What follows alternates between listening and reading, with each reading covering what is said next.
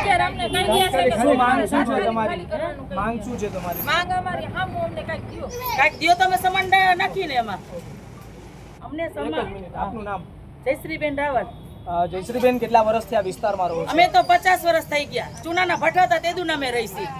સમજાણું? ચૂનાના ભઠ્ઠા હતા તે 50 વર્ષ ત્યાં રહીશી. આ નોટિસ ક્યારે આપવામાં આવી હતી? આ 7 મહિનામાં આપી ઈ જ પહેલી નોટિસ આપી.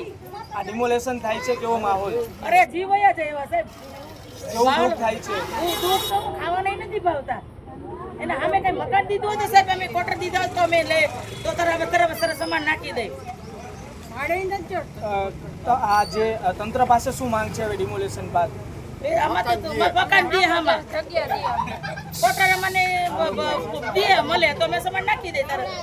મેં નથી કહેતા કે ખાલી નહીં કરી, પણ અમે મકાન આમાં દેવા તો જોઈએ ને સાહેબ. આવતીકાલે જીસીબી આવશે ત્યારે શું? બસ એ બાજુમાં ઉભા રહી દ્યો કે